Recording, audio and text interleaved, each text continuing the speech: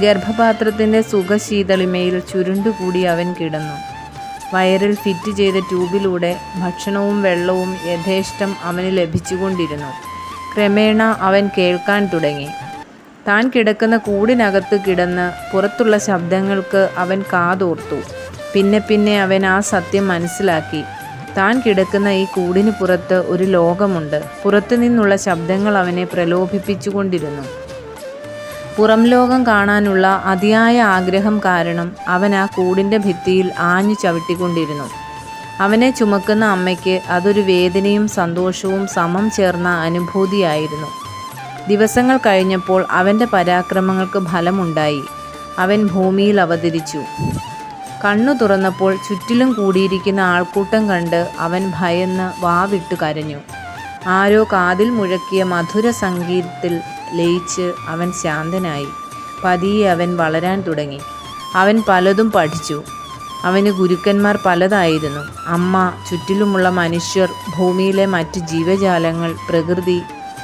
അമ്മ അവനെ പലതും പഠിപ്പിച്ചു. കമിഴ്ന്നു കിടക്കാൻ, മുട്ടിലിഴയാൻ, പിടിച്ചു നിൽക്കാൻ, പിന്നെ നടക്കാൻ, അങ്ങനെ പലതും.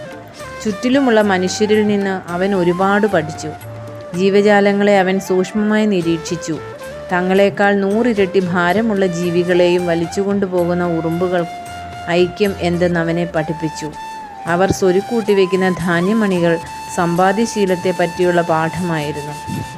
3-4 കാക്കകളോട് പോരടിച്ച് തൻ്റെ കുഞ്ഞുങ്ങളെ സംരക്ഷിക്കുന്ന കോഴിയും അവനൊരു പാഠമായിരുന്നു. പ്രകൃതി കാറ്റും മഴയും ചൂടും തണുപ്പും എല്ലാം അവനെ പഠിപ്പിച്ചു. ശുദ്ധമായ മുലപ്പാൽ മാത്രം കുടിച്ചിരുന്ന അവൻ മായം കലർന്ന ഭക്ഷണങ്ങൾ കഴിക്കാൻ തുടങ്ങി. ശുദ്ധമായ അവൻ്റെ ശരീരത്തിലും മനസ്സിലും ചിന്തകളിലും മായം കലരാൻ തുടങ്ങി. കൈകാലുകൾ വളരുന്നതോടൊപ്പം അവൻ്റെ അഹങ്കാരവും വളർന്നു. ശരീര വളർച്ചയ്ക്കൊപ്പം പ്രണയം, കാമം തുടങ്ങിയ വികാരങ്ങളും അവനിൽ വന്നു ചേർന്നു. ബാലനായും വിദ്യാർത്ഥിയായും ജീവിതവേഷങ്ങൾ കെട്ടി ആടിയ അവനൊരു യുവാവായി. അപ്പോഴേക്കും പണം എന്ന കടലാസു കഷ്ണമാണ് ഈ ലോകത്ത് കാര്യങ്ങൾ തീരുമാനിക്കുന്നതെന്ന വലിയ വിഡ്ഢിത്തം അവൻ ധരിച്ചു വെച്ചു. കുട്ടിക്കാലത്ത് അമ്മയും പ്രകൃതിയും പഠിപ്പിച്ച നന്മയുടെ പാഠങ്ങൾ അവൻ മറന്നു. കാലക്രമത്തിൽ അവൻ വിവാഹിതനായി, പിതാവായി. പണക്കാരനായി മാറിയ അവന് തൻ്റെ പുതിയ ബന്ധങ്ങൾക്കൊപ്പം എത്താത്ത മാതാപിതാക്കൾ അരോചകമായി തോന്നി. ആ അവസ്ഥയ്ക്ക് അവൻ സ്വയം സ്റ്റാറ്റസ് എന്ന് പേരിട്ടു.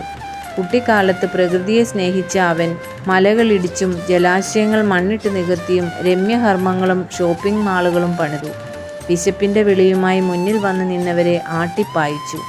അന്യൻ്റെ ഭൂമി വെട്ടിപ്പിടിച്ചു. കാലം കടന്നുപോകെ ഒരു നാൾ വിലപിടിപ്പുള്ള ബെൽജിയം കണ്ണാടിയിൽ സ്വന്തം മുഖം നോക്കി നിൽക്കവേ അവൻ കണ്ടു തലയിൽ അങ്ങിങ്ങായി നരച്ച തലമുടികൾ, ചുളിവ് വീണു തുടങ്ങിയ തൻ്റെ മുഖം. ഒരു ദിവസം പ്രഭാത സവാരിക്കിടെ കൈകാലുകൾ തളരുന്നതായും തല ചുറ്റുന്നതായും അവന് തോന്നി. കുഴഞ്ഞു വീണ അവനെ ആരൊക്കെയോ ചേർന്ന് ആശുപത്രിയിലെത്തിച്ചു. ആഴ്ചകളോളം ശരീരം തളർന്ന് അവൻ കിടന്നു. ചുറ്റിലും നടക്കുന്നതെല്ലാം അവൻ അറിയുന്നുണ്ടായിരുന്നു.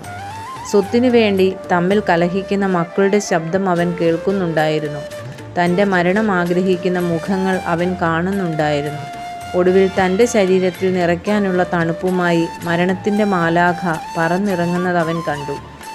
രക്ഷയ്ക്ക് വേണ്ടി മാലാഖയ്ക്ക് മുന്നിൽ വാവിട്ടു കരഞ്ഞ് അവൻ യാചിച്ചു. ദിവസവും ലക്ഷങ്ങളുടെ ജീവനെടുക്കുന്ന മാലാഖയ്ക്ക് അവനോട് മാത്രം അലിവ് തോന്നേണ്ട കാര്യമില്ലല്ലോ. പൊതിഞ്ഞു കെട്ടിയ അവൻ്റെ ശരീരവും കൊണ്ട് യാത്രയാകുമ്പോൾ അവൻ അതിൽ നിന്ന് കുതറി പുറത്തു ചാടാൻ ശ്രമിച്ചിട്ടുണ്ടാവും. മുമ്പ് അവൻ ഗർഭപാത്രത്തിൽ നിന്ന് പുറത്തു ചാടാൻ ശ്രമിച്ച പോലെ. അന്നവന് പുതിയ ലോകം കാണാനുള്ള ആവേശമായിരുന്നെങ്കിൽ ഇന്നവന് പുതിയ ലോകത്തെക്കുറിച്ച് ഓർത്തുള്ള പരവേശമാണെന്ന് മാത്രം. നിസ്സഹായനായ അവനെ 4 ചോദ്യങ്ങൾ നോക്കി പല്ലിളിക്കുന്നുണ്ടാവും. നീ എന്തിനു വന്നു? നീ എന്തു ചെയ്തു? നീ എവിടേക്ക് പോകുന്നു? നിന്നെ ഓർത്ത് കരയാൻ ആരെങ്കിലും ഭൂമിയിൽ ബാക്കിയുണ്ടോ?